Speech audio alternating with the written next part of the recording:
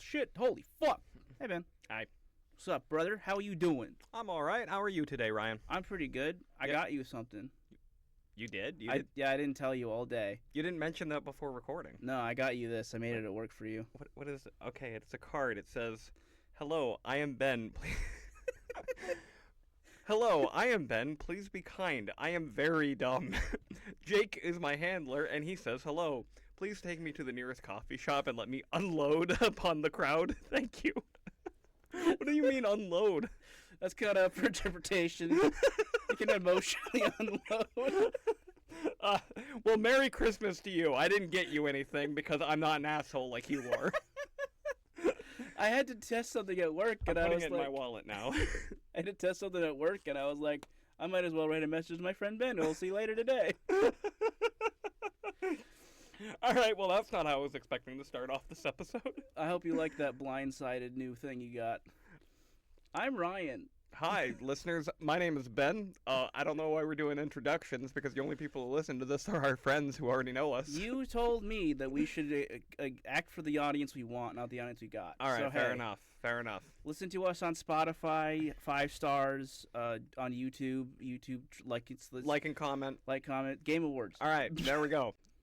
We did the call for action. This episode, we are going to be talking about the Game Awards, which just happened last night before we started recording. Yep. We had a previous episode where we predicted the winners of the Game Awards, and now we are going to see how well we came up with our predictions. Yeah, go watch that one first, then come back, please. Also, you should mention that last week you made a mistake for our Spotify listeners. I sure did. Hi, Spotify listeners. You may be wondering why you got the same episode twice. That episode being our predictions episode, yes. Funnily enough.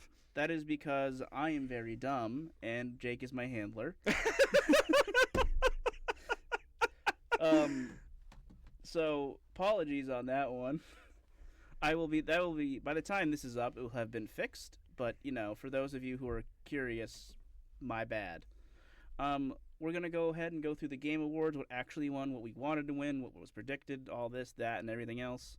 You have the spreadsheet open, or do I need to pull it up? I done sure do. So this morning, 7 a.m., I wake up to my phone going off, and it is a text from Ryan saying, "Hey, I need you to go through the predictions episode and write down what all the predictions are." And I was like, okay, I can do this for once. I can contribute to the actual creation of these podcasts that we do instead of just showing up and talking. You know what was funny? Is I've been thinking about all week. I've been like, I don't really want to burden him with that. Really? Yeah, I was like, I don't want to have to burden Ben with that, but I also think we should. And then the Game Awards actually happened. I was like, fuck, I need him to do that. No, it was a better use of my time this morning than how I normally spend my mornings off. Fair enough. I'm glad. Thank you for doing it, and thank you for adding your notes page, which I really appreciate. I love that. Yeah, because there was a few times where I'm like, okay, we actually said some funny things about this, and I'm like, we are gonna have to eat our words. But slight spoilers, because anyone who's already seen the Game Awards, they obviously know who won. Yep. And when we were making our predictions, the running theme was that Clair Obscur, Yep. Expedition 33, the biggest game of the year, was definitely going to win Best Game of the Year. 100%. But we kept on predicting that it wouldn't win all the other awards too. We sure did. Because why would they give all the awards to one game when there's so many deserving games? Unfortunately. Yeah. Spoiler warning: Clair Obscura just fucking swept this season. Crazy. I mean, I don't know if I should play it more now. Okay. So I want to talk about that after we're done with the predictions, but specifically about Clair Obscura and like my own theory about the games industry and how this is going to shake up. All right. So first off, we've got most anticipated game. Our prediction was GTA 6 because obviously. And we were correct. We were correct. I do believe we said, like after you told me about it, especially that 007 First Light was personal. Yeah, both of us wanted that one to be the most anticipated game because both of us I don't think either of us really anticipate these games specifically very much, not us personally. I don't care that much about Witcher, not nearly as much as you do, to be honest, and I don't care about Resident Evil very much. Mm-hmm. And Marvel's Wolverine doesn't interest me at all. But we both thought it would be cool if 007 was like the game that got some attention, some spotlight, because we like IO Interactive, we like the Hitman games. I've actually been getting back into Hitman. Yeah? I've been having a lot of fun. All right. All right, next up we got best adaptation, And this is another easy one. We just predicted it was going to be The Last of Us Season 2 and it because, was. like, I hadn't even heard of 3 of these. Yeah, I mean, the Minecraft movie was not that great. Until Dawn was a movie and a game, but they were both. It was the same thing. Did you watch any of The Last of Us? No, Me neither. All right, moving on. actually, I'm kind of surprised thinking about the Fallout show wasn't on here. Hmm. I would have thought that would have won had it had the opportunity. Best multiplayer. Here we go. I think this is our first one that we got wrong. It was. All right, so we predicted that the best multiplayer nominate or winner was going to be Elden Ring Night Reign, but actually it was Arc Raiders. Which is a little surprising. I think I know why. Okay. Because I actually have been playing Arc Raiders somewhat recently. I kind of got into it a little bit. I got me getting into extraction shooters more. That is the friendliest game I've ever played of anything. I actually don't like it because of how friendly it is. When you say friendly, do you mean the community's friendly or the game itself is The friendly? community. Like, you get onto... what happens in Escape from Tarkov, the mainline extraction shooter everybody knows. Yeah, yeah. You get into a raid. You see literally anybody, they are going to shoot you, so you shoot them first. Yeah. You kill them immediately, you take their shit, then you get shot by someone from across the map. It really heightens that survival play. Yes. Arc Raiders, you get into a match, nobody is shooting you. Everybody's like, hey man, how you doing? And you're like, I'm here, I'm playing the game. And they're like, you need anything? And I'm like, no, I'm good. And they're like, all right, have a good day. And that's every interaction with every other person you meet. It kind of reminds me of how, like, Fortnite is more of the social experience over public battlegrounds. Yeah, well, also Fortnite has a lot more to it, though. Like, Fortnite has, like, dancing, for example. Yeah, that's a huge thing in Fortnite, Yeah. the dance emotes. And you can go into games and literally just make a dance party. Like, they have all the gorillas in the game. They can all meet up and do that. It's like a whole thing. Remember that was a thing that was, like, exclusive to MMOs? Yeah. And now it's just like, this is online gaming. This is the future. I'm surprised Arc Raiders won, though, because I didn't think the game... I still think the game's, like, that interesting in comparative to, honestly, any of the other ones. Eh. But whatever. It's not undeserving of something. Let's see here. Best sports/racing game. I believe this is one of the ones you had a big contention on, right? Okay, so yeah, I actually had to write... So when I wrote the spreadsheet, I just had, category, prediction, actual winner. Yeah. And then when I got to this category, I had to add notes. Okay. Because the first thing that we said was that Mario Kart World was definitely not going to win. We didn't know who was going to win. We were just kind of randomly throwing out names. Yeah. But we said Mario Kart World was not going to win. Yeah, because, like... So the best sports racing game, according to the Game Awards, is, of course, Mario Kart World, as you might have guessed. Yeah, the one that we obviously thought would not win because it's not a fucking sports game, but hey, who cares, I guess. It's not a sports game. It's not even, like... And not only is it not a sports game, like, if you... I include racing as sports. Yeah. But, like, Mario Kart isn't, like, a hardcore racing game. It's a go-kart game, you know? Yeah, It's not a sport. It's just... It's not anything of that nature. I guess this had... Nintendo needed to win something. That's what happened. Yeah, Nintendo didn't win enough things, and, like, because that's the thing. Because there's 2 kart racing games. There's 2, like casual, appealing racing games on this list, and the other one is Sonic Racing Cross Worlds, which was just a better game. Yes, everyone says it's a better game. Everyone's heard... I've heard better from it all around. I've kind of wanted to buy that one, because I don't like racing games. And I don't like Sonic. I don't like Sonic. I don't never really have. like Sonic either. But, like, when you see something that is just deserves the attention, deserves the praise, especially over the thing that doesn't deserve it, and then that thing gets the praise anyway. Yeah. It just makes me sad. I believe I wanted Rematch to win, because, like, Rematch is actually a sports game, and it kind of makes sense, but it's just not that popular. Yeah. Fortunately. Best sim/strategy game. Oh my god, yeah, so immediately I had to use that notes function I added again. So, I said specifically that if Final Fantasy Tactics, the Ivalice Chronicles, which I should add is one of my favorite games, or like Final Fantasy Tactics is one of my favorite games of all time. But I said that if this remake won this category, I would be very insulted. Yes. So, listeners, as you can guess, I'm pretty insulted right now. I'm also incredibly insulted that the Alters lost. Yeah, the thing is that this was the single most frustrating of all the categories, because frankly, the list of games nominations don't make any sense. Nope. Only one of this is a strategy game, and that is Final Fantasy Tactics. And when I say only is a strategy game, it's like classic interpretation of a strategy game. Sid Meier's Civilization is like a big grand strategy game, but has a bunch of other stuff going on it. The Altars is just it's a very weird and unique experience. That's kind It'd of be- brand new. It'd be much better described as a narrative experience, like Yeah. significantly. But yeah, dude, fuck Final Fantasy Tactics for winning this shit. That's so stupid.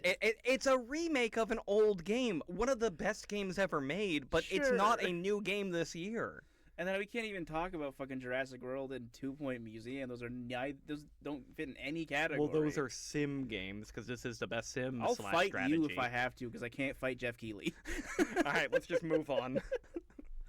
I do want to briefly tell you more about the altars. I kind of got it wrong when I was talking to you about it. Okay, let's do that now. So what happens in the game, because I actually played it after we did that episode. Oh, nice. You land on a planet that has a very specific material you need called rupidium. Yeah, I know, silly name. I love silly names. You land on a giant wheel. Your gigantic, massive wheel can have compartments that you build onto it, and this is your base. Okay. It's insanely looking. It's insane looking, dude. It's weird. You get this rupidium, and you're the only one left. By the way, you're the one who lived. You're supposed to have a whole crew of people who could do stuff, but you're the only one who lived. Everyone else died for some reason. You find the rupidium, you grab it, and you put it into your ship. And what the rupidium is able to do is create an alternate timeline version of you. Okay, so like everything everywhere all at once kind of thing? Kinda, yeah. So the company that you work for has created an entire timeline of your whole life with specific index points. Ah, it's very dystopian. I love it. Yes, and you can pick certain points which will branch off and create a different version of yourself that has a different proficiency. This game sounds awesome. It's fucking awesome, and And- it should have won. So this is where I'm getting at, is that this game got nominated for Best Sim Strategy Game, not because it deserved to be considered a sim strategy game, No. but because it deserved to be nominated for something. Yes, and it should have probably won a narrative, but hey, Claire Obscura needed to get another W, baby. All right, let's move on. Best family. All right, this one we predicted was going to be Donkey Kong, and then it was Donkey Kong. I mean, you predicted. I wanted it to be Lego Party, I believe. I knew it was going to be Donkey Kong. Yeah. Because I knew this was going to be the where Donkey Kong was going to get its win because it wasn't going to get Best Game. Yeah, And it obviously. was going to get a win somewhere because Nintendo, baby. Yeah. I still think Lego Party's cool. Yeah. I mean, I haven't played Donkey Kong, so I can't say it's better. And I really want to play Donkey Kong, but I mean, Lego Party's so I've played a good. little bit of Donkey Kong, and it is immediately viscerally fun. Like, it's very hard to not just press buttons and to experience joy. I need someone I know to get. Never mind. I was about to go off on a really specific, different tangent that's not relevant to this podcast. Best fighting game. I believe this was yours. Yep. Okay, so this is another one where I wrote if Fatal Fury doesn't get the or doesn't win, I would be insulted. But at the same time, we just both predicted 2XKO Yeah, because we didn't think they were gonna do it right by them. 2XKO is just the one that I've heard the most about of all of these, and that's the only one that I knew anything about. And I think obviously you were way more into fighting games, so you knew more about all of these. Mm-hmm. But I'm glad that Fatal Fury won, if it deserved it. Yeah, And exactly. I trust your opinion on that, to be totally honest. Not that 2XKO doesn't deserve recognition, because it is actually one of the most exciting fighting games that's coming of out course. right now. Yeah, but of the nosaminees. All right, best RPG. And it begins. All right, so we The actually said Claire Obscura. We also said probably shouldn't be Claire Obscura. It looks like. Yeah, so the thing is that we knew that there... Okay, Claire Obscura got nominated for at least 9 different categories. Yeah. And I say at least 9 different categories because I didn't actually count, but I did Mhm. count how many it won, and it's won at least 9 different fucking categories. Yeah. Best RPG was one of the ones we thought it was going to win. We actually put that down as a prediction, which we didn't put for like best audio design or Yeah. best. There's a bunch of things where like Claire Obscura was the obvious choice, but we decided that it probably wasn't going to get it. Yeah. This one we did think it was going to be best RPG. Even though, I mean, ultimately, I don't know. None of these are really that better. Is the problem. Like, the only one I could think of that would be better would be Kingdom Come. But Outer Worlds 2 was kind of mediocre, and nobody gave a fuck about Avowed. Yeah, nobody gave a fuck about it. don't- That's why we knew it was going to be this Yeah. one, and we thought this was going to be its cherry. Yeah. All right. Best action/adventure. Okay, so this is interesting. We talk a lot about the politics of Game Awards a Yep. lot, and one of the most interesting stories out of this is how little Hollow Knight Silksong won. Yeah. That's- This appears to be like its only one? Yeah, it won the best action adventure, and that's it. Which, I mean, it deserved to win something, but like, So I was paying attention to a lot more best of the year lists from various creators and just people on Reddit and stuff like that, and just trying to get more crowdsource out of my own opinions, out of our own personal bubble. things. And the thing is that Hollow Knight Silksong is the only other game that has gotten as much attention as Clair Obscura. Yeah. And it has seriously rivaled it. And the idea that one overwhelmingly dominated over the other is not an accurate portrayal of how people are actually talking about these games.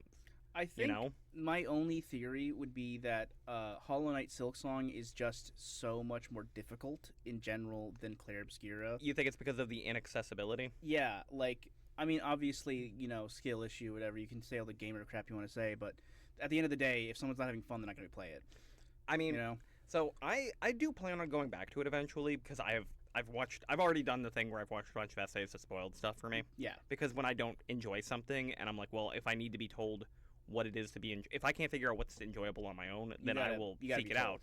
And then a lot of times I'll go back to it and I'll be like, yeah, that's really good. Jacob Geller did his best of the year list, and he put Clair Obscura as number 2, but also he couldn't necessarily put Hollow Knight Silksong as number 1 because he loved both games so much. Like, he ended up kind of putting Silksong as number 1, but he also said that it's kind of tied because that's just how incredible both these games are. Yeah. And dude, just hearing anyone talk about like Silksong like it is the second coming, it's like when it's Jacob Geller fucking telling you that, then it's a lot more convincing. Then it means something, yeah. Me saying it don't matter. It really does seem like just an absolute beautiful fucking masterpiece of a game. And It is great. I think, yeah, this is the one where I thought that it'd be Death Stranding because I figured they needed to throw Hideo Kojima something, but I'm not going to say it deserves more recognition because ultimately I don't care enough about the Game Awards. no. It is getting recognition from gamers. Yeah. Yeah, that's fair. Next one, we got Best Action Game. All right. Hades 2. And we predicted Hades 2. Yep. Yep. Hades 2 is the sad case because, like, Hades 1 was the indie darling that swept the awards the year it came out. Yep. And everyone was excited for Hades 2 because of it, and Hades 2 has lived up to the expectations as far as I can tell. Nobody has some anything people- bad to say about it. I think most people say it's better than they thought. Exactly. And It has to there is go a against- there is a lack of excitement because it came out the same year as Clair Obscura and Silksong. It's just crazy. So, yeah, Best Action Game was the bone that it was thrown to be recognized that it deserves something. Yeah. And that's what we predicted, and that is exactly what happened. I mean, it deserves it. It deserves something. And this is it.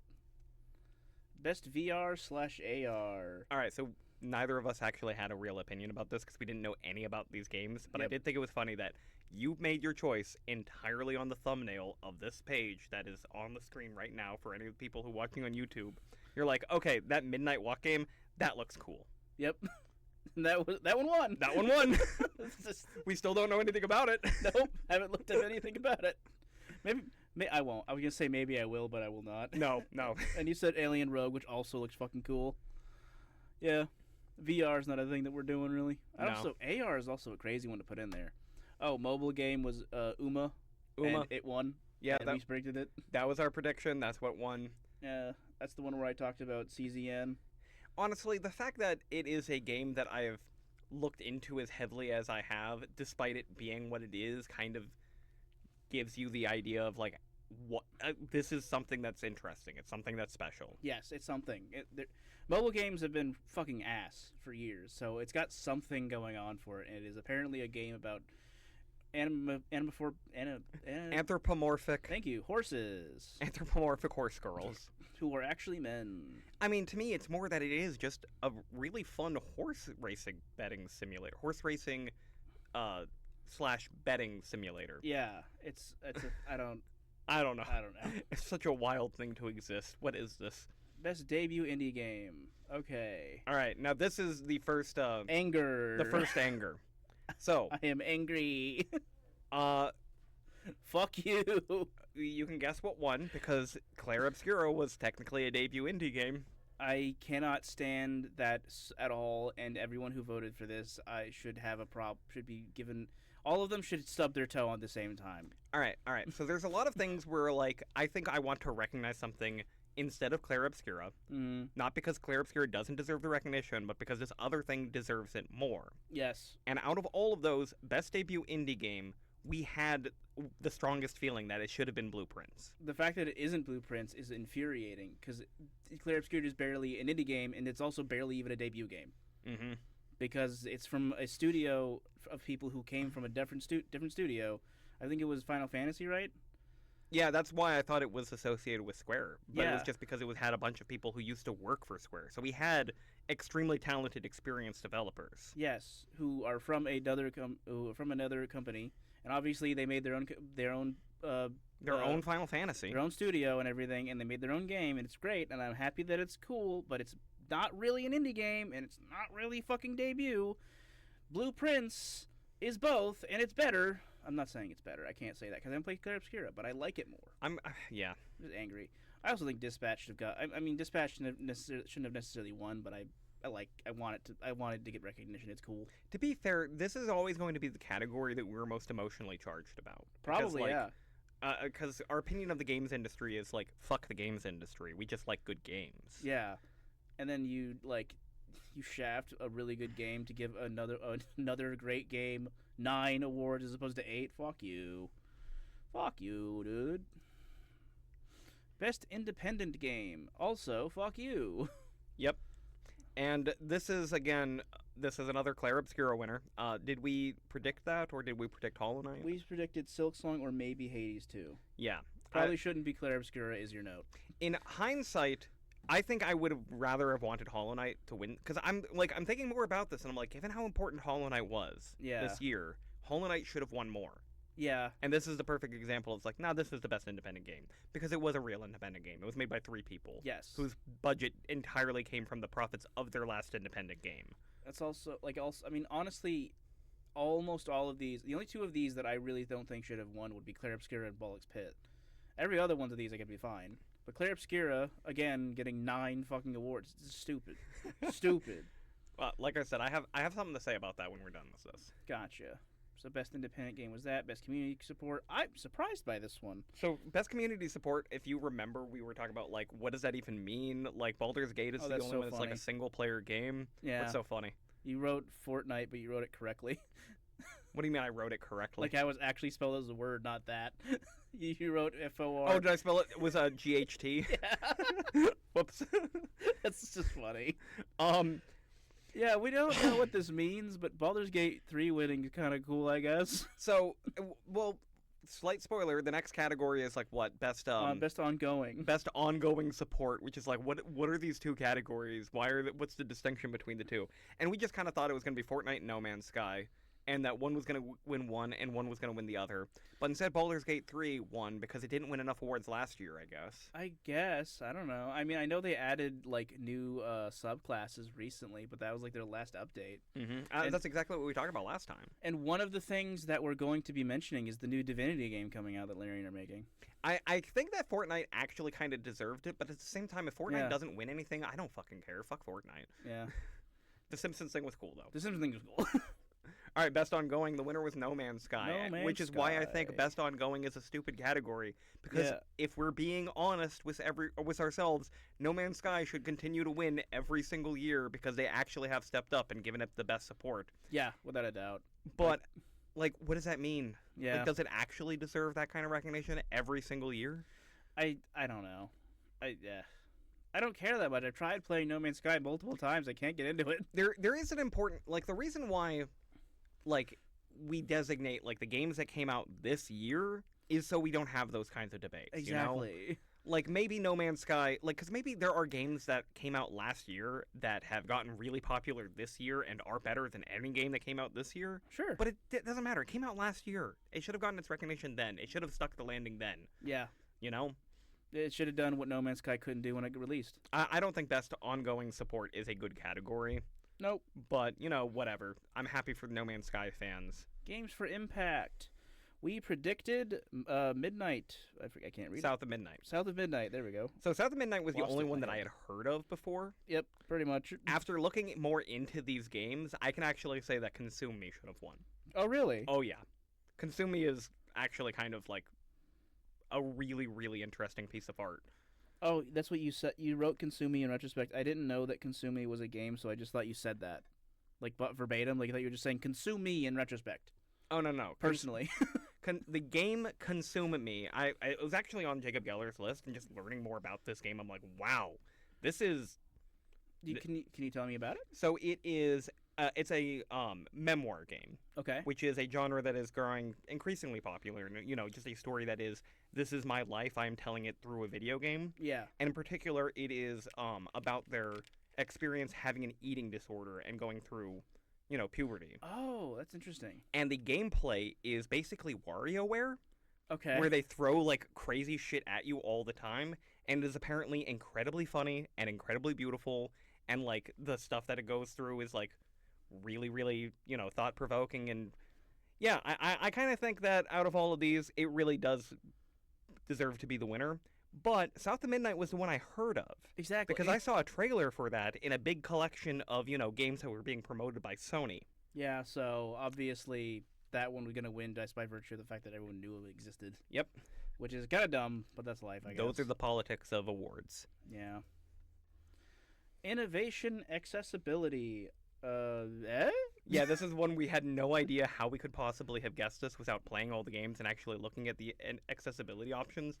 I remember mentioning that there's a good chance that Doom probably had incredible accessibility options, and it won. So you also mentioned Assassin's Creed, right? Because Ubisoft usually does. Yep. And I said Adamfall, I believe, because it's the only one I heard of. Yeah, you said that Adamfall was probably the best game. Yeah. And you're like, well, if all of these have great accessibility options, I'm just going to choose for the best game that has good accessibility options, because I don't know how the extent of the accessibility options. I'm like, yeah, I can support that. Yeah. Because Doom the Dark Ages, okay, I'm glad it has great accessibility options. I still haven't played it. I don't want to play it. I mean, I'm going to play it eventually, because I love Doom. Because you love Doom, yeah. And I loved Doom Eternal. You did? Like, Doom Eternal might still be my favorite shooter, period. I remember coming to your house and you showing me playing it, or showing me you playing it. Doom the Dark Age is such a disappointment for me personally. Best performance. Okay. We claimed Konosuta Kato or Baker. Yeah, Konatsu Kato. I believe that's correct. From Silent Hill F was our major prediction, but we also wanted to highlight Troy Baker because we thought his impression of Harrison Ford for the Indiana Jones games was incredible. Yep. But there were 3 nominations for actors that were in Claire Obscure, Expedition 33. Yeah. And in this case, it was Jennifer English who won.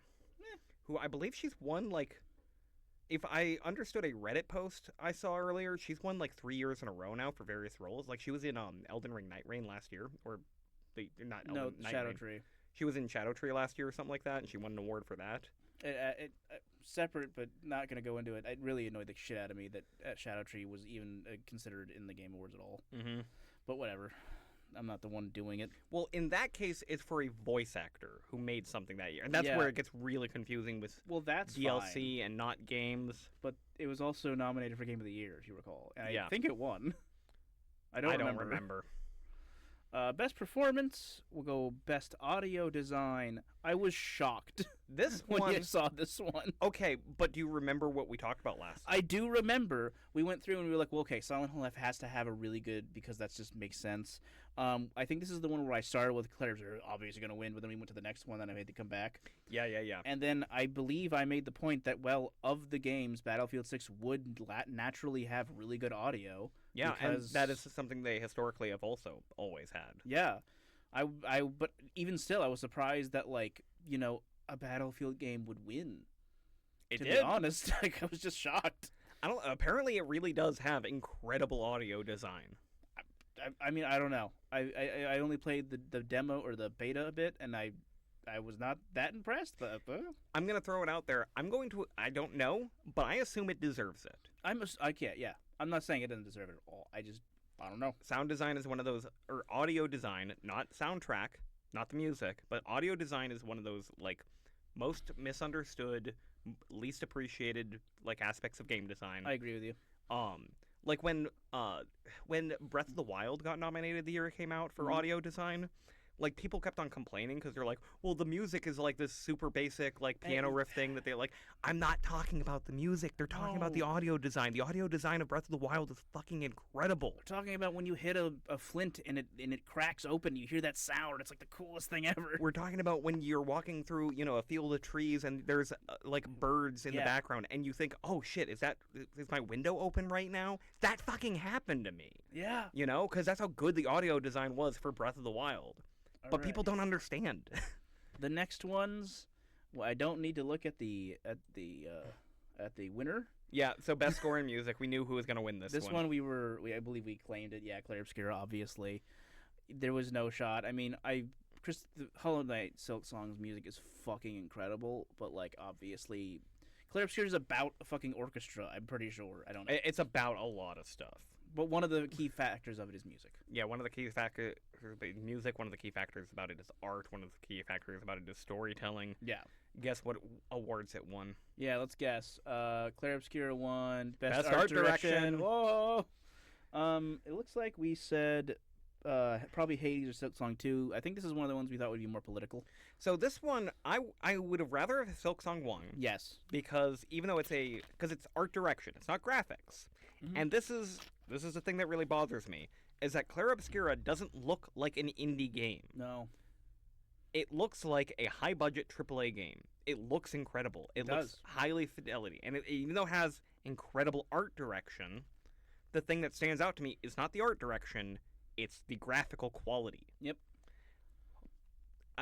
We'll get into it later. Yeah. But like this is one of those ones where I'm like, you know what? We could have given this to one of those hand-drawn games. Just saying. Yep. Best narrative, we said Claire Obscura, looks like. Yeah, we did. Yep, and it was definitely Claire Obscura. Of these options especially, like I can't even imagine GOTY.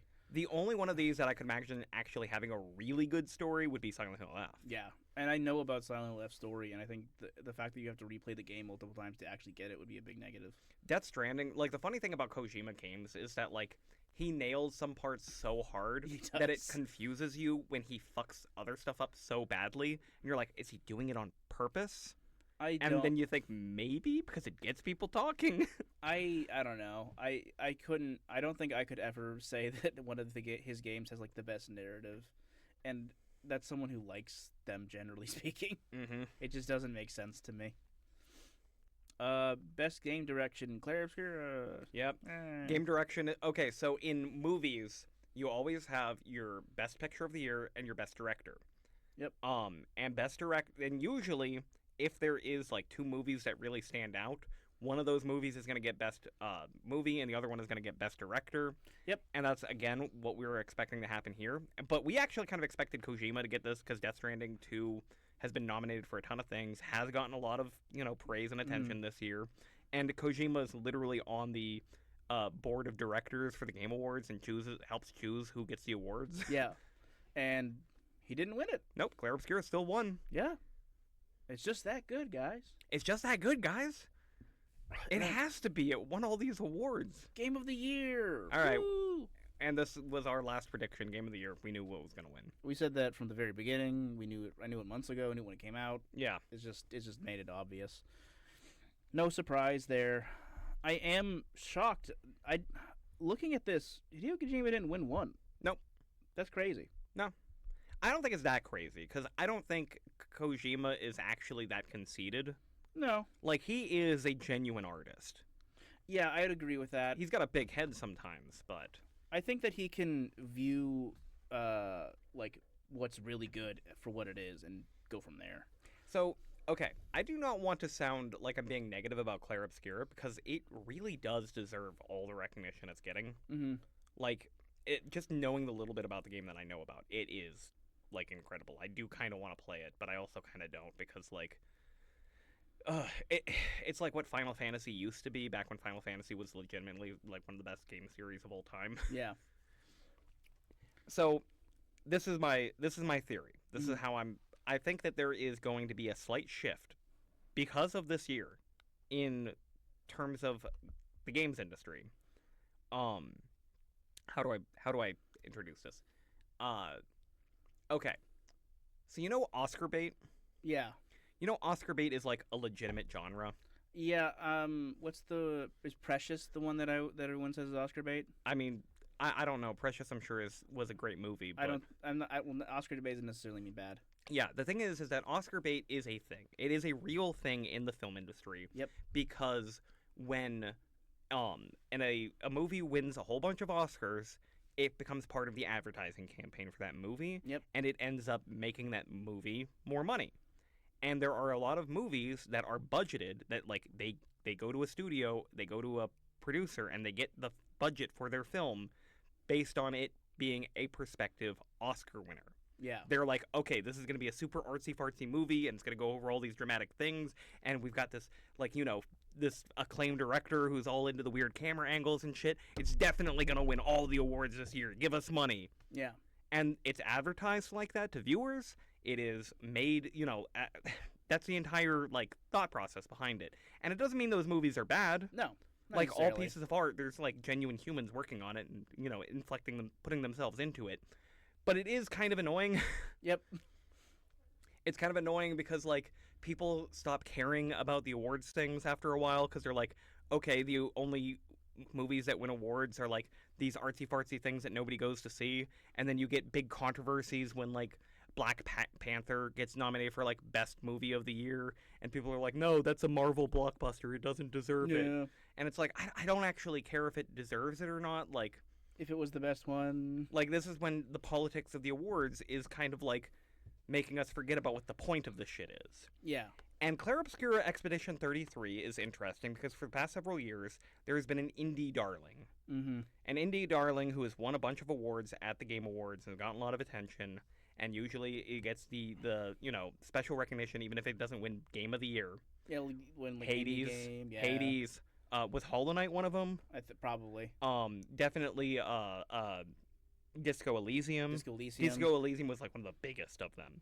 And my problem is that Clair Obscura doesn't look like an indie game. No. It doesn't sound like an indie game. It's barely an indie game at all. I mean, it is an indie game. Technically. It's not like the people who publish it were like, a big AAA developer. They were not, published by Square, like I originally said. And Yeah. Square is the publisher that will put millions, billions of dollars into their games, expecting this massive, like, return thing.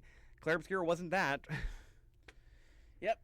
But now I think it's going to create an Oscar bait and a Game Awards bait genre of games, because previously the biggest games, the Game Awards winning game, like the games that were winning the Game Awards were also the big AAA games that everyone was expecting. Exactly. God of War. God of War won. I think Ragnarok probably also won. If it did, no. Ragnarok came out last year, didn't it? Elden Ring. Elden Ring. I mean, we can go over more if we needed to, but I was hoping they'd have previous ones. Yeah, right. A player voice. Can you just fuck? who won the player voice this year? Withering Waves. What? I know exactly why this won. It's because it's some gotcha game that a bunch of fucking weirdos are obsessed with. So all the weirdos got together and were like, "We're gonna make sure this wins." I just want to be clear. I'm not insulting Withering Waves. I am insulting its fans. You people suck. Silksong is a better game. It is a better game. Yeah, it just is. Sorry. What are the other options? Genshin Impact. This is probably a neck and neck. Honestly, Dispatch. I probably should have won. You should just Google previous Game Awards winners, I think. Yep. Because again, Hollow Knight didn't win a bunch of things, and if anything deserved to win as many awards as Clair Obscura did, it would be Hollow Knight. It would be Silksong. Yeah, 100%. And that's not just me saying that. That's the consensus of, people who played all these games, who actually did play all these games, Like, Silksong is something important. Silksong is something that needs to be recognized. Oh, I forgot it was Astro bought that one. That's crazy. That's pretty cool. And yeah, Shadow of Elder Tree was here, and I don't think it should have been. Baldur's Gate 3 won. Technically an indie game, isn't it? Larian Studios? Yeah. I mean, look them up. Yeah, let's go right here. Like, did anyone actually publish that? 29 producers, Baldur's Gate 3, publisher, Larian Studios, yeah. Yeah, well, that's the thing. I have a prediction of what's going to be the next Oscar bait, next Game Awards bait game, and that's going to be the next Larian Studios budgeted game. Like, they're going to get their money based on all the hype that they got from Baldur's Gate 3, you know? And that kind of... Go ahead. I was going to say, this helps us segue into the game trailer announcements. It does. My only gripe with that concept is I really don't think the Divinity series has that much, like... You don't think that the attention that Baldur's Gate 3 I don't think it's going to do enough. I kind of agree with you, especially based on that trailer that I saw, but that trailer has gotten more attention than anything else that came out of the Game Awards. Yeah. I don't know. I didn't really care so much about Divinity at all before Baldur's Gate 3. And after Baldur's Gate 3, I was like, should I go back and play Divinity? And I looked at him and went, no. Yeah, that was my opinion. Well, I cared a little bit about Divinity. I cared a little bit because there was kind of a renaissance of, like, CRPGs, and Divinity was, like, one of them, along with, like, whatever things Obsidian was making at the time.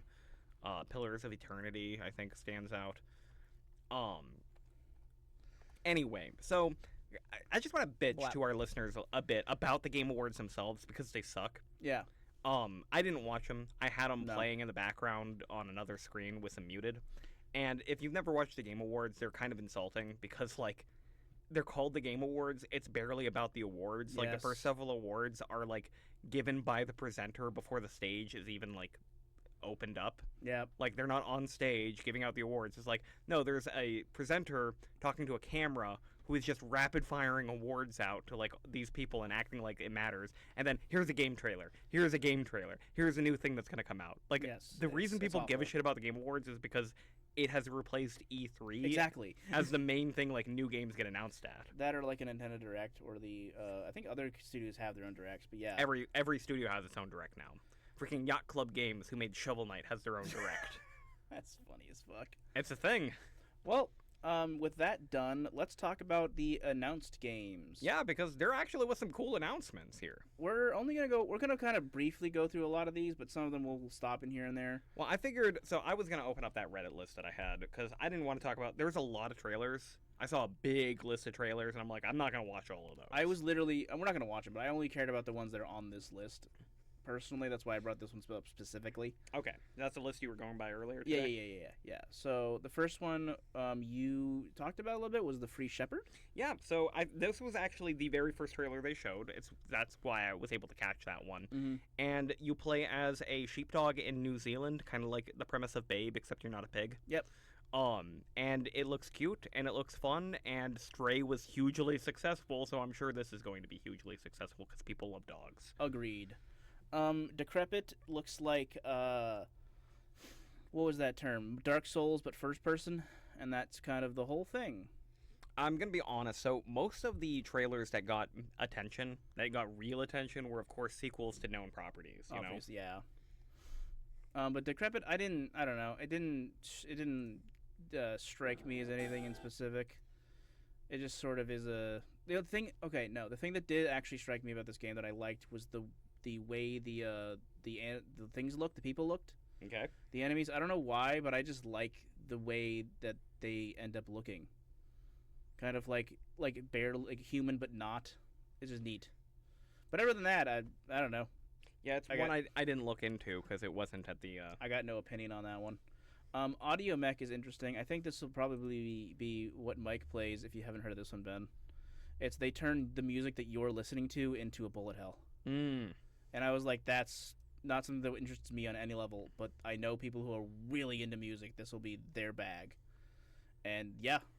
It really depends on the type of music you like, because I like a lot of music. I like a lot of I don't think anyone's going to be playing, what's that one called again? Audio Mech to Cottagecore. I think they're going to go with lo-fi hip-hop beats to do study to. Pragmata. Okay, so I want to talk about this one a little bit because there was several Capcom announcements, and Pragmata is the only one I'm really interested in. Yeah. Because it is fucking weird. It is weird. So Pragmata was announced a long-ass fucking time ago originally. Like, it was announced years ago, and there's been, like, bits and pieces of it being shown across. And as far as I can tell, it's had steady development since its initial announcement. Yeah. And the people who have actually tried the game and played the demo say that it is way, way more fun than the premise would have you believe. But the premise is that it's a third-person shooter where you've got a little robot girl on your shoulder who has to hack the robots that you are shooting, and you play a quick little puzzle game while you're also simultaneously playing a third-person shooter. Like you're doing it with both halves of the controller. And it is apparently shockingly engaging and shockingly fun. It looked really cool when I looked at the trailer, and it still does look pretty cool. That's my only thought that I had. I liked the idea that there was a little girl on your back, and I was like, it's weird how often this is becoming a trend with like Donkey Kong. Yep. And I think there's another game that has this as a thing.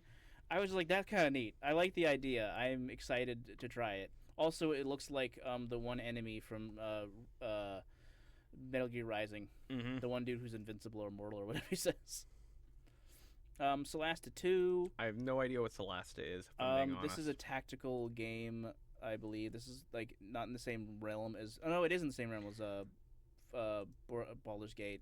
So one thing that bothers me is that game trailers are almost always cinematic trailers that don't show very much gameplay at all. Oof. Like Pragmata showed a bunch of gameplay. Sure did. They have a lot of gameplay to show. But like a lot of these first-time announcement trailers, it's like you have nothing to impress me with. I do not care. Don't tell me about the world of Punabia or whatever Kyle Bossman made the joke about. It's like I don't give a shit. Like give me a reason to care. I want to see what the game looks like when I play it, and if you can't show me that, I barely give a shit. Tank Rat, dude, this one looks so cool. Okay, what's Tank Rat? I didn't. Okay, so Tank Rat is it's a mech game, but you have a tank instead of a mech. Okay. I'm sold. Wait. Like a mech game as in all the tropes of a mech game, like really, really, really customizable and shit? Yeah. But you have a tank. I can wrap my head around a tank so much better than a mech. I'm going to be honest. Like, I'm trying to describe this to Sam, right? Because Sam, my brother got into an RPG called Lancer. I don't think we've really talked about it much on this podcast. We're not into it. So Lancer is an RPG where you play as mechs. Yep. And mechs are cool. And I'm trying to explain to him why I don't give a shit. I'm like, I don't care about giant robots. They're not my thing. Yeah. Like, if it was about spaceships, can I customize my spaceship? I don't want to customize my robot. I want to customize my spaceship. And you want to customize your tank. I want to customize my tank. Because they're real, damn it.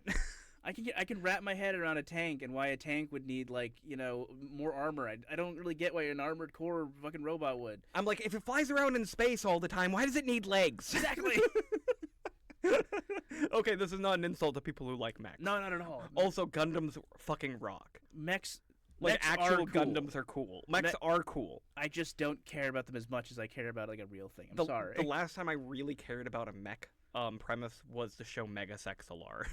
On Cartoon Network. 100. I actually completely back agree. when I was like 10 years old. And I say that, and I tried watching Gurren Lagann and couldn't get into it as much. Yeah, I didn't love Gurren Lagann as much as Sam did, but I do love Gurren Lagann. It's really good. This one is probably the one I might be most excited for. Bradley the Badger. Bradley the Badger. I love the look of this game. I love the Badger's design. He looks so cool. And then I'm going to skip ahead a little bit. It's a very dark game, and then you have that. But then the entire premise of this game, right, is that you are playing as like a mascot character from like the 90s. Yeah, you're playing a mascot platformer. You're playing as this cartoon badger guy. He looks very, very 90s.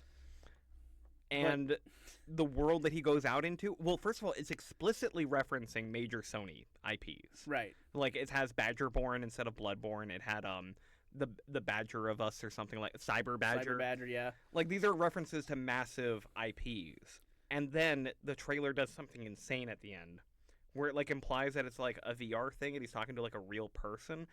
I don't know what the fuck is going on here, but this was definitely the best trailer of the entire show. The game looks so interesting, the way they're trying to set everything up and the way that you can sort of edit yourself and the items within you or around you. I do want to have kind of a soft prediction here, though. Do you remember the Plucky Squire? Yes, vaguely. Well, the Plucky Squire had the best trailer of all time. It was like, wow, this is mind-blowing. It looks like this like cute little Legend of Zelda style game, and then it turns out to be this massively complicated, involved thing with like all these different gameplay styles, and it switches from 2D to 3D, and it looks like a gorgeous 3D platformer, and you go back and forth. That was a good trailer, but that game came out a while ago, and nobody cared. No. You know?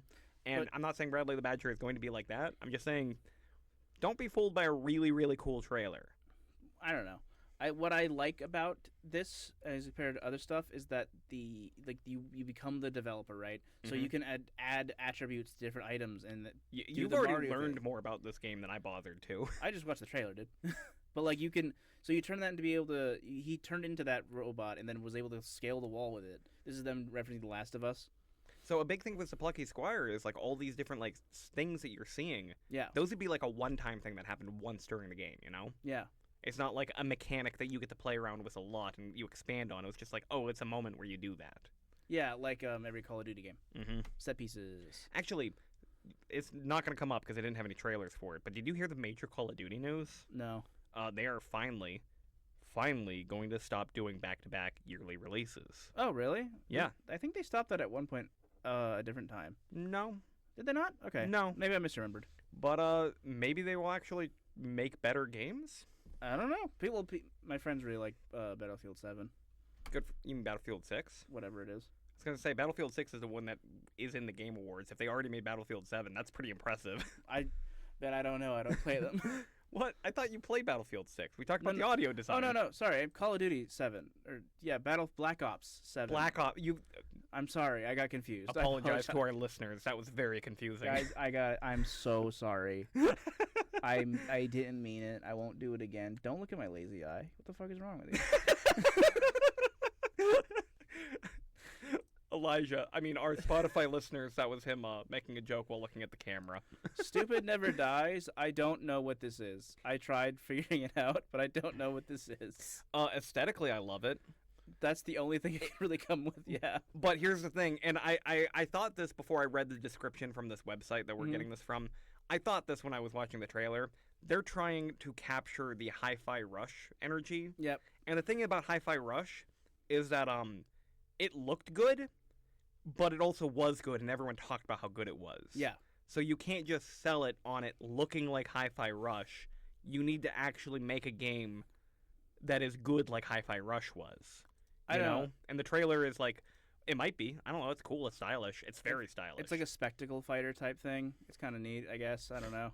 I honestly felt like you'd be more into this than I would be, like in general, just because it looks to be a love story. I mean, I am into this, but it's also like this is way too early for me to totally predict whether it's going to be good or bad. But I don't like. The thing is that it annoys me that something like that is getting greenlit because Hi-Fi Rush. Which got their studio, well, not got their studio, but their studio got killed by Microsoft. It's a like stupid. I feel like as a consumer, like I'm being jerked around. Yeah, I agree with you. Okay, Fate of the Old Republic. I would call these two major announcements. Yes, there's You two can do major two Star right now. Wars games. Yeah. One of them is a racing game that looks pretty cool. Yeah. But the bigger one is a new Knights of the Old Republic game. Oh, I have zero confidence that'll be even close to as good as an old Knights of the Old Republic game, but I hope. Well, okay, it could be, you know, because like here's the thing about Baldur's Gate 3. It's good. It is. It's really good, and the trick to that was to take, you know, a universe that is good enough, a story, because Baldur's Gate 1 and 2, I think, are better. Like, Baldur's Gate 1 and 2 are good games. I don't care about Forgotten Realms, but they're good enough games that they sell themselves. Yeah. And you take that IP, you take that recognizable thing, and you give it to a studio like Larian, and it creates magic. Yep.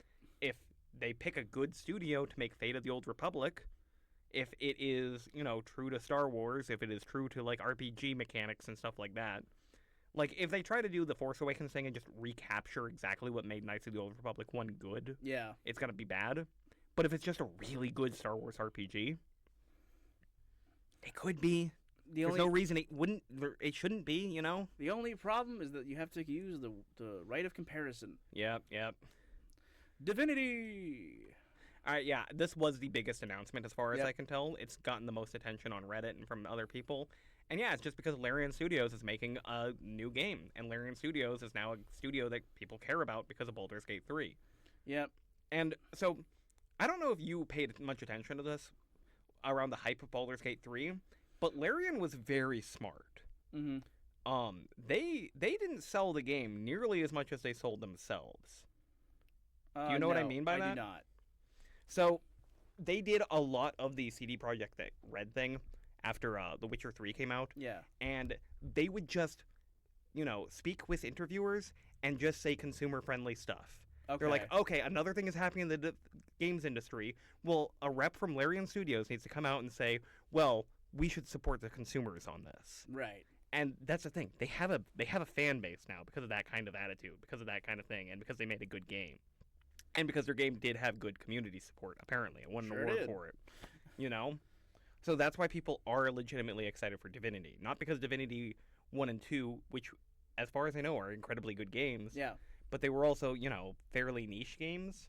Like, I played a little bit of Divinity, and I was like, fell off of it pretty hard right away, because mostly I was just overwhelmed by world building and, game mechanic complexities and stuff like that. What the fuck is happening? Yeah, the trailer was wild. It's a cinematic trailer that tells me nothing. Okay. I mean, I know what the game is. And that's the thing. I found the trailer really frustrating. Yeah. But it's the biggest trailer because Larian Studios, because Baldur's Gate 3. We'll just have to see. I mean, maybe it'll be good enough to where I get into Divinity, but I don't know. I think it'll probably be pretty good. It'll probably win a bunch of awards, and it'll probably get a lot more attention because of all the awards. Mike liked it because he can play as a skeleton. Okay. Yep.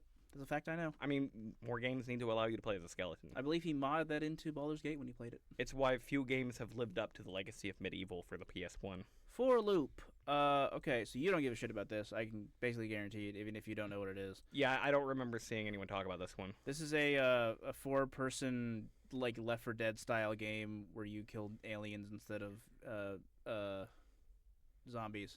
Okay. And I believe it's a roguelike. When Back 4 Blood was coming out, I remember people being really excited for it, and I remember thinking, I don't think you should be that excited for this. Yeah. And then it came out, and then people were like, okay, it's not as good as Left 4 Dead was. Yeah. And then they stopped being excited about it, and then it kind of slowly disappeared. This looks cooler to me than Back 4 Blood ever did. I don't give a shit about Back 4 Blood.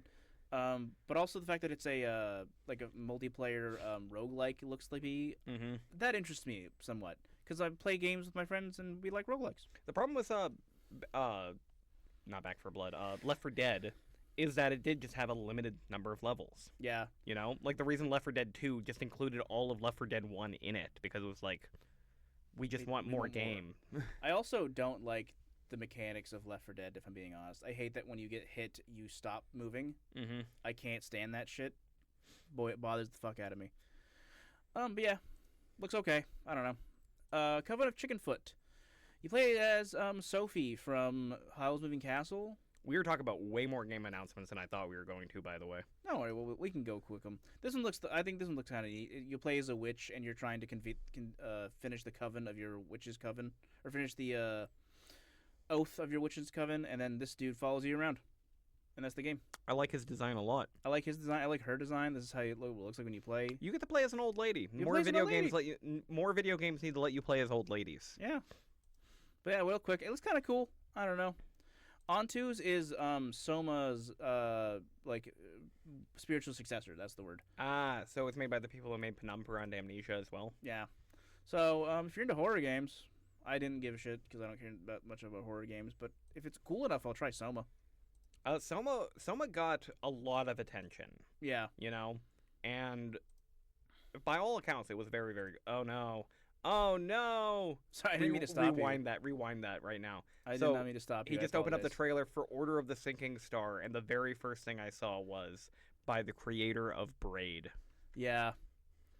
So I really like Braid, and I really like The Witness, and I really don't like Jonathan Blow. I don't know anything about him. He's a shitter. He's got bad politics. Fuck that guy. Hate him. Wish he was dead. But even before that, he had a very negative reputation because when Braid came out, he would pick fights with literally everybody. And when I say literally everybody, I mean, it was widely theorized that he had some browser app that would track anyone mentioning Braid so that he could show up in the discussion, the comment section of whatever random article, whatever fucking forum post, literally everywhere, so that he could fucking argue with people who liked his game to say that they were wrong and they didn't understand it. Okay. Jonathan Blow sucks. I don't like him. I didn't care that much about Order of the Sinking Star very much either. Onto's is interesting. Onto's is interesting, but meh. I didn't care about this. I was just like a part of it. Exodus is. I'm gonna be honest. I don't think most of these trailers are worth even really talking about. Nah, probably not. Honestly, I was gonna actually. What I was gonna say about Exodus is I don't care about. Let's skip it.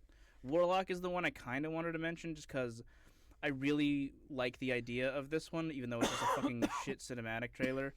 But you play as a warlock in Dungeons and Dragons. That's the literal idea, and Okay. it's supposed to focus a lot on cool, interesting magic, which I don't feel like games are able to do as much. If they wanted to focus on cool, interesting magic, why did they choose the least interesting magic caster from Dungeons and Dragons? I don't know. That's really weird. Like, okay, the whole point of the Warlock class, which is a late edition class in Dungeons and Dragons, Mm-hmm. is that it is a simpler caster and can focus more on fighting instead of just, like, Yeah. having... Like, wizards can cast insane spells that do crazy shit that you can only do in an RPG. Warlocks have Eldritch Blast, Yep. which does 3d6 damage. Yep. That's what they do. Like, if it's about the spell casting, it should have been about being a wizard. I don't know, brother. I don't know. They're probably not going to make it that realistic. All right, so this was the next one. Control Resonant was the other trailer that I feel has gotten a lot of attention I'm hyped as shit, because it is a sequel to Control, and which I love was Control. fucking awesome. It was a great game. Did you play it? No, You but should. I should. I'm excited for this. We're not going to watch the whole trailer, but this is probably up there with my most anticipated. Noah Caldwell-Gervais is a YouTuber I really like, and he recently did a retrospective on the Alan Wake series, but he Mhm. also did a retrospective on the Control games as 'Cause they're well the same because they're universe. connected. Well, all of them are connected. The entire Alan Wake Yeah. multiverse is one of the coolest things in video games, honestly, now that I know about it. Because Yeah. I never played Alan Wake. I was like, this is stupid. I don't care about it. Way cooler than I gave it credit for. Alan Wake 2 is a really fucking cool game. Yeah. And Control fucking rules. It's cool as fuck. Like, if you don't like that Alan Wake shit, you can get everything that's good about Alan Wake in Control, plus you can fucking fly around and shoot stuff. Yeah. Gang of Dragon. This is the Yakuza game. Not Yakuza, but like the idea of it is that. So, all the Yakuza games are good. Yep. All of them are. They just always manage to be because they're always fun, and they're always well made, and they're always made with lots of love. Yep. But this one has... hold on. Ken John. Yeah, but I'm going to steal Polygon. Okay. It's a way of describing him. I need to pull it up on Discord because we were texting each other before they started recording. It stars legendary Korean brick shithouse Don Lee. Don Lee. I'm so sorry. I got it wrong. I don't know where I Don got that Lee, from. if you've ever seen any movie that Don Lee is in, he is always the best part of that movie. He 100% is. He is hugely charismatic. He just looks like a giant fucking badass of a man. Yep. Like, this dude is big. He's big. He's a big, giant, big. He's a brick shithouse. He's fucking dope. Like, when you hear the term barrel-chested, you might not know what that means, but then you see Don Lee, and you're like, okay, yeah, that's what it means to be barrel-chested. That's He's what it means to awesome. have a big, broad back. Like, the dude is just big, and he's always the biggest badass in every movie he's in. He was awesome in Train to Busan. And you get to play as him. I mean, maybe not him specifically, but you get to play as That- the character that he always plays in the movies he's in. Yeah, the Yeah. uncle. It's so cool. I'm excited. I liked the Yakuza game I played. I had to play more of them. They're all of them are on the list, but that's exciting. Lego Batman: Legacy of the Dark Knight. I'm gonna be weird about this, Ben. I don't give a shit about this game. Really? I know. am low-key, like, this is one of the more exciting Lego games they've done in a while. Dude, I don't know why. Because it's just Batman Arkham City, but Lego. That is what it is. Yeah? And for some reason that doesn't interest me. I don't know why. You tell me that premise. That's all I need to be interested. Dude, I know. Well, I just don't get it. I mean, okay, how many Lego games have you played? Like several, and I haven't liked any of them. I don't think. That's fair. The appeal of them is very much just we have everything. We have Yes. all the Legos, everything that there is a Lego set of, which is everything from the thing. You know, like this Lego Batman game. It's not going to just be Arkham Knight. No. Because it's going to reference Arkham Knight, and it's going to reference the classic Adam West Batman. It's going to reference the Michael Keaton era of Batman. It's going to reference the Dark Christian Knight trilogy Bale. reference of Batman. It's going to have every version of Batman, and it's going to have them all as Legos, and it's all going to be very silly and fun. I don't know. Maybe it's because I don't like Lego games very much. Besides Lego Party, but I'm going to buy it so that I can be proven wrong. You're gonna That's buy my this. goal. You're gonna actually just buy this one, even though you're not excited about it. Correct, because I want to be wrong. I'm not gonna buy it. That's fine. I'm gonna go play it with my friend's 6-year-old when he inevitably makes me want to play it with him. Hell yeah. You said you were excited about this one, I think. Kind of. Okay, so weirdly enough, they announced 2 different Tomb Raider games. Yes. And I did not look into them enough to know what the distinction between them are. Oh, one of them is basically a remake of the first Tomb Raider. This one. Legacy of Atlantis? Yeah. So that's the one that I was more excited about. Okay, well, Just from the look of it. fuck that one then. I don't care about the new series. Well, the thing is that Tomb Raider has been in a weird spot as a series. Sure has. It is now being published by who's publishing the new Tomb Raider that just was announced? I don't know. Originally, it was being published by Square, or it was for a little Yeah. while. Before that, I don't remember who published it before. The Square games, the new, and for our listeners, I'm air quoting, the new Tomb Raiders that came out like 10, 17 years ago, I didn't like very much. They're Uncharted. Well, no, not because they're Uncharted. I don't mind that at all. I mean, Uncharted was kind of doing what Tomb Raider should have been doing. So, how much do you know about Tomb Raider as a series? Not much. I've never really been that interested. It is a cinematic platformer. Mm-hmm. Okay. And a cinematic platformer basically means that it's a platformer that concerns itself more with looking good than playing good. Okay. Like, Mario feels good. Prince of Persia looks good. Gotcha. Does that make sense? And it became popular because you play it as a big-titted hot chick who shoots dinosaurs. Coolest thing ever. Yeah, sure. Like, I mean, the sexualization of Lara Croft has always been kind of an annoying thing, but, like, I don't see anything wrong with just playing as a hot chick who does cool stuff. Yeah, that's like a thing.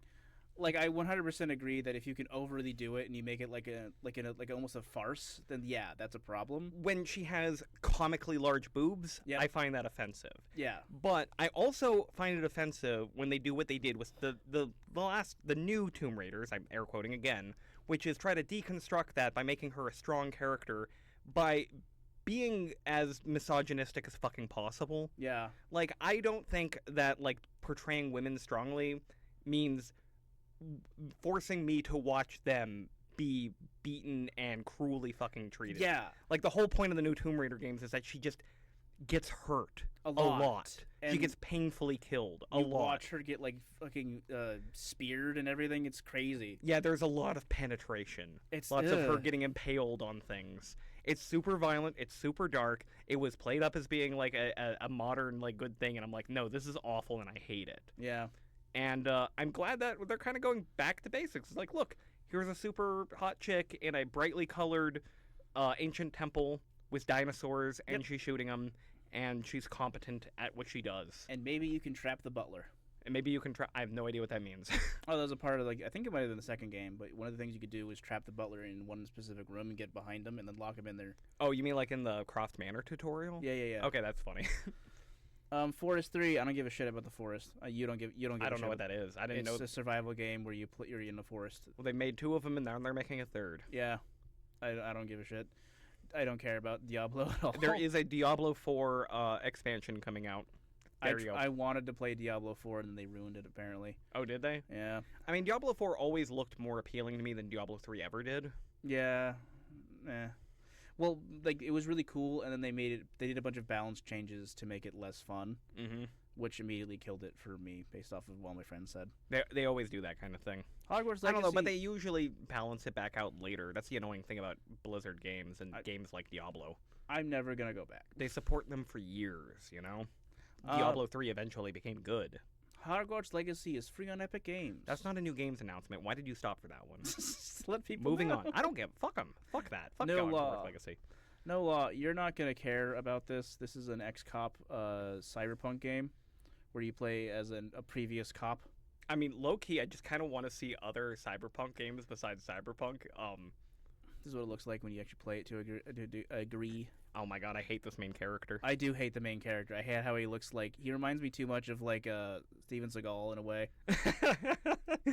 he's just a big man with a big mustache. We don't need to want. Oh, Total War. War. No. This is a way more interesting announcement than most. Oh my god. I did not realize this was Warhammer 40K. I Okay. apologize. So, for anyone who doesn't know, the Warhammer is interesting in that they do not have an exclusive publisher deal. Nope. Instead, anyone can make a Warhammer game if they can pitch it well enough. I don't know exactly how it works. Point is that there's lots of Warhammer games from a lot of different studios of a lot of different genres and a lot of different varying levels of quality. Yep. But the highest, most consistently, one that people love is the Total War games. Because Yep. Total War is its own series, but they have a Total War Warhammer series, which is really, really well beloved. Yep. The thing is that Warhammer 40K is way more popular than Warhammer Fantasy. 100%. And now they're making a Total War Warhammer 40K series, and I'm pretty sure That's hype. I'm pretty sure that there is a lot of people, a lot of fans of Warhammer 40K whose brains have fucking broken. It's me, Ben. Oh, you? I love 40K. I don't know. I at least know like one person who would have heard this announcement and just came in his pants immediately. Dude, I saw the announcement briefly, and I was like, oh, another Warhammer 40K game, or another Warhammer game from Total War. I don't care because they've done like 4 of them. I didn't realize it was 40K. That's sick. I love 40K. I don't care about the Ultramarines though. Ace Combat 8. I don't care about this. Ace Combat is a cool series. It's I got a agree- lot of I- history. I don't care about it either. Move on. Star Wars Galactic Racer. All right, this one has me kind of excited because, Really? like, at first I thought it was going to be like a Star Wars Pod Racer kind of thing, which is a well-beloved game. Mm-hmm. I'm like, okay, a good fun racing game in the Star Wars universe. That sounds fun. But I'm looking at the footage. I mean, obviously it's a cinematic trailer. Yeah. But looking at the cars, I'm like, if this is popular enough, if it's actually good, if it's actually popular, this might finally fucking bring back F-Zero. I just want that so bad. Because I like racing games. I just don't care about cars. I want there to be a good death racing game. Exactly. That's what I think would be cool. Like, the reason I've always enjoyed like kart racers is because I don't care about the cars themselves. I just care about the racing. Yeah. So put me in a cool sci-fi car where we're just crashing into each other and like shooting at each other and blowing each other up. Yeah. That sounds sick. Twisted Metal is pretty cool too. Yeah. The Wind Awakening doesn't have a trailer. Phantom Blade Zero looked like a spectacle shooter or a spectacle fighter in China. So I mean I don't really have that much. So is Phantom Blade the Oh no, I'm getting it confused with something else. Never mind. I was about to shit talk something I didn't know what I was talking about. Okay. Yeah. So this just looks like what's that game that was focused on the mythical Chinese character Wukong? Yeah, Black Myth Wukong or whatever it was called. This looks just like that to me. It's just a spectacle fighter that's kind of pretending to be a Dark Souls game. So the only thing I have to say, I'm a little annoyed about like the trend from Chinese games, is that they are really, really derivative. They tend to be like these super, super, super big budget AAA games that are just copying whatever the most popular thing is, usually from Soft, you know? Yep. And that kind of makes me sad because, like, I like seeing games from countries that don't normally get a lot of attention for their games. And China is a big company, or a big country. It's China's a big country, you know? And, like, you would think more art would come out of China, more video games would come out of China. But it's always been a Japanese-dominated thing or a Korean-dominated thing. And now that there's these Chinese games, I'm like, they're definitely cool, but, like, I don't know. Dark Souls, but a little different. I don't know. I was hoping for something a little bit more like Chinese specific than just, oh, we're gonna do another Sun Wukong story. Okay, final 2. Mega Man. I give a shit about Mega Man. You do give a shit about Mega Man. So that's why I obviously- stopped. That's it. All right, moving on. Oh, okay. I mean, there's nothing else to say. It's just gonna look. Do you remember the last time they made a new Mega Man game? No. It was Mega Man 11. It was really cool. This looks exactly like that. I'm sure it's gonna be really cool. It's nothing exciting though. Well, speaking of nothing exciting, High Guard. I don't know what this is. It sounds High Guard. Hold on. Okay. Prediction: is this a hero shooter? Yes, it is. Oh, because it sounds like Overwatch. High Guard, Overwatch. Don't tell me you I were... actually didn't make that specific connection until you just said it, and that is the dumbest thing I've ever heard in my life, and now I'm even angrier that I From wasn't the former ready to go. developers of Apex Legends and Titanfall. I'm not excited about this at all. I kind of care a little bit because it might be fun. My biggest problem with the way the game looks is that it looks way too much for one, like the high-res shooter they made that I don't remember the name of that nobody cares about. And a lot of the abilities remind me of the Counter-Strike clone that was made by people. I don't pay attention to any of these live service shooters at all. Remember the name of the game. Fuck. This is very upsetting for me. Was it the one that was made by Valve? No, it was the one that's Counter-Strike. It's the one that was made by Riot. No, Valve made a recent shooter game thing. That's that was a MOBA. That was that was in the 1950s setting. It's a game you can it has a weird setting. It's kind of interesting. It's got a very specific. Valorant is the game I'm thinking of. Valorant is the game you're thinking of. Yeah. There's a lot of abilities in this game that look just like Valorant. And they're like, I can't remember what it was called, like Black something or Gate something Gate. I don't remember the name of the game, but I know what you're talking about. You do know what I'm talking about. Okay, I'm not just imagining it. No, you're not. When you said MOBA, I'm like, why would Valve make a MOBA? They've got Dota 2. They made a third-person MOBA. Valve? Because Valve needs to fucking copy Smite? Seriously? Deadlock. See, that's what I was talking about. Yeah. Deadlock, and it's nothing like Counter-Strike. That looks more like Counter-Strike to me, or more specifically Valorant. I don't know. I already moved away from it.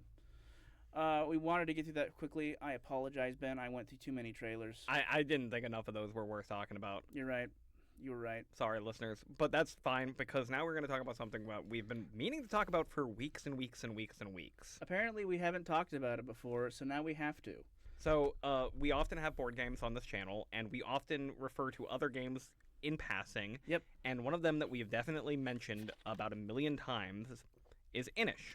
One of our absolute favorite board games, period. Yep, without a doubt. Like, it's between that and Twilight Imperium. We've spent a lot of time talking about Twilight Imperium. I think Twilight Imperium is the best board game ever made, and Innis is the one that actually is good enough for people to play. I mean, I can definitely understand when people don't get into Twilight Imperium. Yeah. Because of what it is. But, like, Inish is a work of art. Inish is fucking beautiful. And I have a personal connection to this game. Yes. So, the word that we always, whenever we talk about Inish, the word that we always come up with is elegance. It is elegance. Because it is the most elegantly made board game we've ever played, I think. I don't know. We've played it because we now have 2 more expansions for it. We haven't even tried out the 3rd one. I would say at this point, like, the total Inish experience is not as elegant as some other things we played. Like, because we've recently played Heat. True. And Heat is definitely elegant. Yes. You know? We haven't played the expansions for that either, though. No. Inish. All right, so I said it has personal connections. This is the game that got me into board games, period. I'm going to hold it up for you. Yeah, we actually brought 2 versions of the game.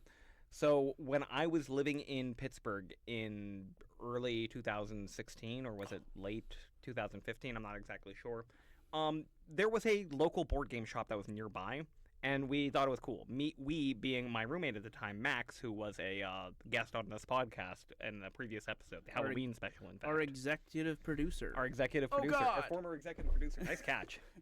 Or nice not dropping it. All right, continue.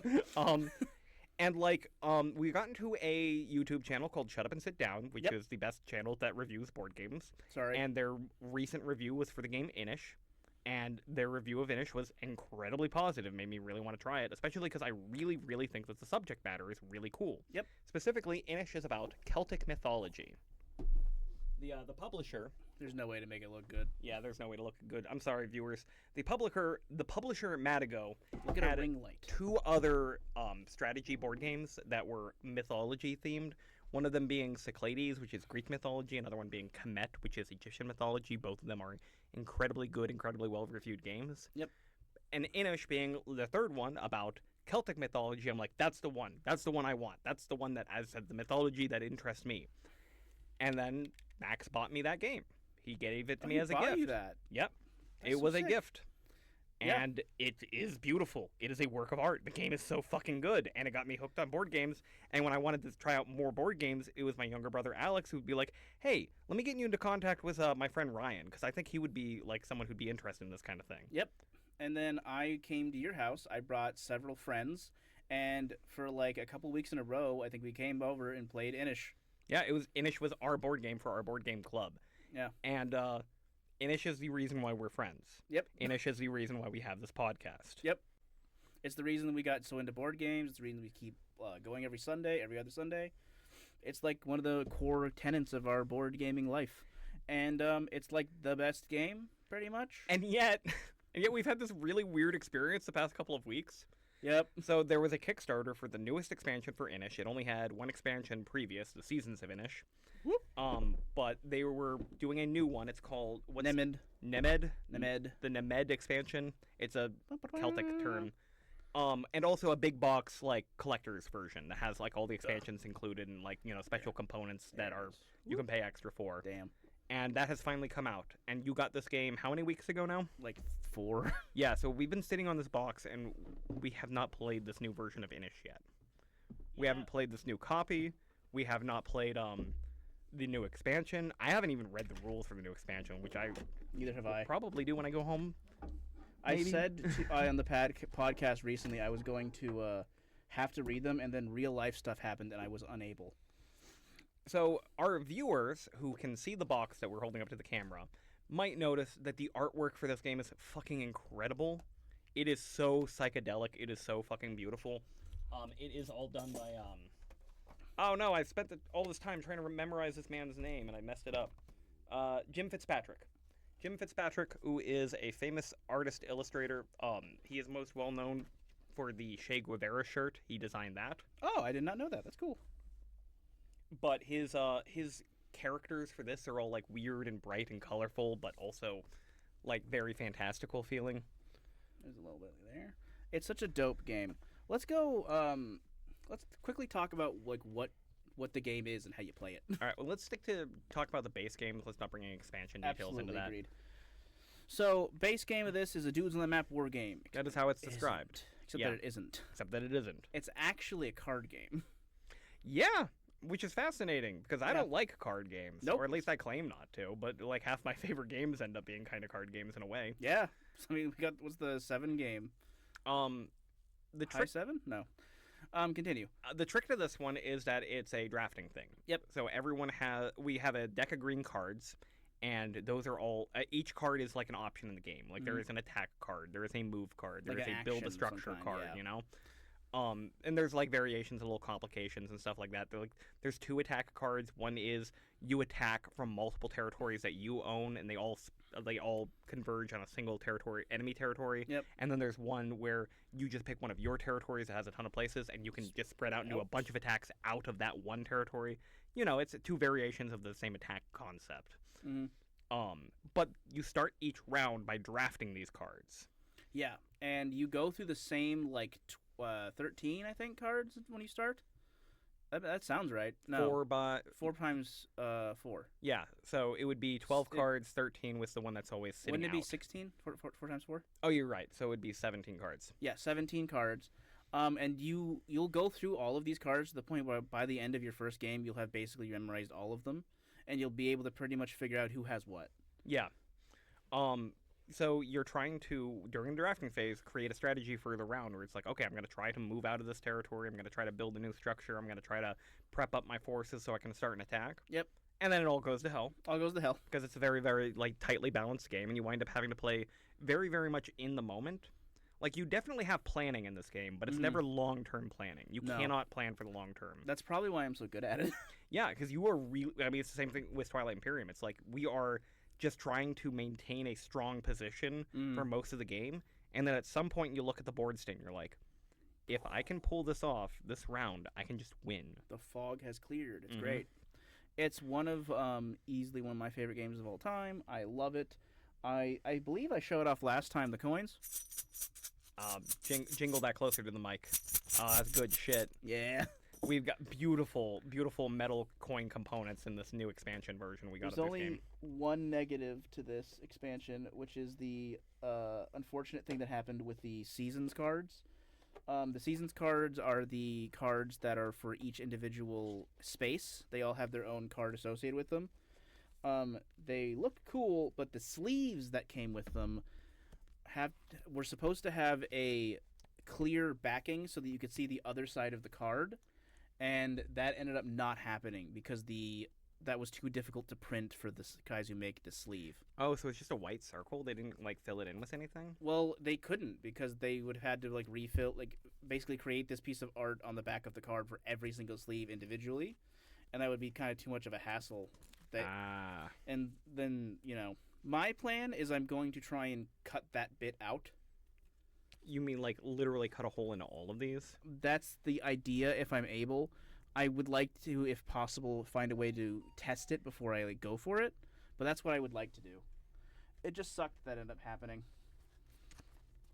And I was like, I'd rather have sleeves than not have sleeves. Like, it's not that big of a deal. Mm-hmm. But besides that, pretty excited. So the game that I feel like this gets Compared to the most, and I just realized I just don't remember the actual name of that game. Blood something. Blood something. Can you give me more details? It's a game like Inish. We haven't actually played it, but it is a dudes on the map kind of game with a card drafting mechanic. But the big difference between the one I'm thinking of and Inish is that it's got a big old deck of cards. Like, it's got tons and tons and tons of cards that all do crazy stuff. And, like, Inish, you do plan during the draft, you know? Because it's only the 17 cards. You memorize those. Yeah. And you start looking for certain cards. You start realizing the value of certain cards. Like, there's one card called the Bard. And the Bard has two different things it can do. One of them is it gives you a powerful red card. Red cards being the epic tail cards are called. I just call them red because that's the color of the card. Are like the powerful one-off effects that you can do. But the other thing it can do is during a battle, you can just use your Bard card to get an epic deed, which is like a point towards the winning. Towards winning the game. So suddenly the Bard is like, oh, this is the most valuable card in the entire deck. If I start with the Bard at the beginning of the draft, I need to keep this. I can't let this go. But then you're like, okay, but then Druid has like the ultimate flexibility because then you can get a card out of the discard pile. But also the Geist has the ultimate counter effect. It's like no one can stop you because you can just Geist anything they do. But I can only pick one of these. What happens when, these cards are dealt out at the beginning of the draft, and that's what I have all of them. Yep. You know? Is the game Blood Rain? Is the game just called Blood? No, it's definitely not just called Blood. It's Blood something. I'm afraid I don't know. I apologize for even bringing it up, listeners. So the general goal of the game is to get 6 points, I believe, in Inish. Is it 6? So there's 3 win conditions, and it's always 6, yes. Yes, okay. So one of them, the way you get points towards one of these win conditions, one of the win conditions is have 6 territories. Yep. Or be the first to have 6 territories. Yeah, and keep 6 territories. Another one is have 6 sanctuaries. Sanctuaries is a structure you can build, and you can build multiple ones in a territory. Yep. So you can have a single territory with 6 sanctuaries. That would, be a qualifier for winner. And then the last one is really complicated. You have to be lording over 6 enemies, which means you have to have more pieces than the enemy in the same spot. So if you have 5 pieces and they have 3 pieces, you're lording over 3. You need to do that for 6 total people. It's Blood Rage. Blood Rage. I don't know how I could forget that. It's such a simple name. Blood Rage is a pretty, popular, well-liked game. So if you are familiar with Blood Rage, Inish is pretty similar. But I agree with most people when they say that Inish is better. Yeah, and it's like, I don't know what more we can really say about it. Honestly, it's just so good. Well, the lording over people, I just want to keep talking about the mechanics. The lording over people is the fun thing about the combat, because we call it a dudes on the map strategy game. And when you think of that, you usually think of Risk, where you move your guys into the territory, you roll a bunch of dice. Whoever gets the better dice rolls wins the combat. Mm-hmm. They lose their guys, you move in, you got to keep a guy on every territory. Inish doesn't work like that. No. Inish is shockingly friendly. Because you can just be like, can I just come in here and we not fight? And they'll be like, yeah. Yeah, you can share territories. In fact, it's a major component in the expansions, I believe. Yeah.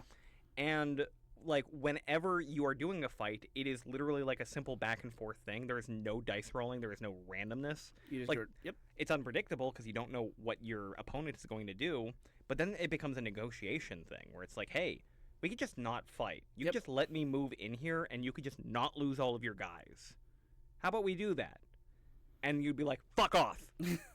Get the fuck out of my country. I will discard all of these cards in order to keep you from winning this battle. Yes, and then that's the idea, is you have to discard cards or get rid of people on your map. And if you get rid of too many people, you lose. But if you get rid of all of your cards and keep them, maybe they lose. I love that negotiation aspect, though, because every single time, like, that's how we do it. We're like, you want to fight? Yep. Does anybody here want to fight? I want to fight. Everyone's like, I want to fight. And there's some epic tail cards that let you make fights with people that you're not involved with, so you can be like, you guys are fighting, have fun. Sometimes you're like, Like, how many times, like, you would move into a territory that, like, a bunch of other people are there, and you're like, okay, I don't want to fight. And you do this because you expect that nobody wants to fight. And Jake says, I don't want to fight. And Nathan says, I don't want to fight. And then fucking Silas would be like, well, I want to fight. And then now you're all fighting. And now everybody's fighting, and it's not just, like, him versus you, him being the one who wanted to fight, and you being the one who moved in. It's like everyone versus everybody. Yes, it's great. And it becomes chaos, and you're like, okay, well, now I can't predict what's going to happen. It's without a doubt one of the best games ever. I'm really excited to try the new expansion.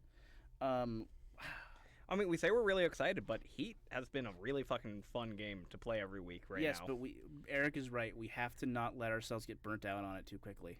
Because that's what happens with Cosmic Encounter. Yeah, and then look what we can't play it anymore. I don't know. We've played a lot of Inish, and that's the thing about Elegant Games. It's like it's such a good, well-designed game. We're having fun because of the game. Yeah, you know what I mean. We're not having fun because of the experiences we're having with each other. We're not the jokes that we are imbuing with it. It's the game itself that's is giving us that experience. And the only other game I can think of that does it that well is like Crokinole. it's cool boxes. What are those? That's what the little dudes are in. Oh, the little NPC guys. Yeah. May I? Yeah. I don't know if the camera absolutely cannot see this. It's this tiny little plastic figure. Yeah, right there. Black is the worst color you could have chosen. I didn't pick a color thinking about it at all. You can't see it across the installation behind us. Yeah, but this is like, I don't know. This is just our game. This is the game that is defined us. This is our favorite game of all time. I picked the other worst one, which is white. I'm so stupid. I was like, that would work. The initial colors of the pieces you could play with were the colors of the Irish flag. So they had green, orange, and white, and they also had black because we had a fourth player. Well, green. There we go. There we go. A little better. You can kind of see green, to a degree. It's one of those games where at the time I was like, it's so nice that they've got little different sculpts. Like it's not all the same guy. It's like you got a little spear guy, and you got a little axe guy, and you got a little girl. Yeah. Girl's the best one. I like the axe guy. I'm not gonna lie. And it's like, well, what do they? And everyone always asks, it's like, oh, do they have like different meanings? Do they do different stuff? I was like, no, it's just different. It looks cool. Looks neat. It increases the production of it. Buy Inish right now. Go do it. Yeah. They just come up with a new one. I don't know about. We can't recommend the Nemesis expansion yet, but buy the game. I'm gonna recommend it anyway. So the creator, Chris Martinet, yep. I want to say his name is. That's it. Chris Martinez. Chris Martinet is the guy who voiced Mario. Charles Martinet. Chris Martinez is, I think he's a cool designer. Yeah, definitely. He's someone that I actually, heard his thoughts of a lot compared to a lot of other board designers, because he would just show up on the Board Game Geeks forums answering questions about the game design and stuff. And the thing is that like it's so elegant. It's so well designed. It's like there's almost always like this clear answer. And I remember the one day that someone finally broke the rules and found an infinite combo with 2 cards, and that broke my heart. It no, Inish is no longer perfect. Yeah, but we don't know. It's just gonna become another one of those messy fucking board games like Twilight Imperium. Yeah, that game sucks. I mean, it's the opposite approach, Yeah, it is. Inish is elegant. Twilight Imperium is massive. All right, well, I think that might be the episode, if I'm being honest. We're also running out of time. Yeah, we got like 5 minutes left. No, we're out of time. I lied. It's only 3:20. We have to go. We have to go? Yeah. All right, well, it's been a good one, listeners. Bye, guys. This was a good episode. Thanks for watching. Like, comment, and subscribe. Give us 5 stars on Spotify. Hi, Elijah.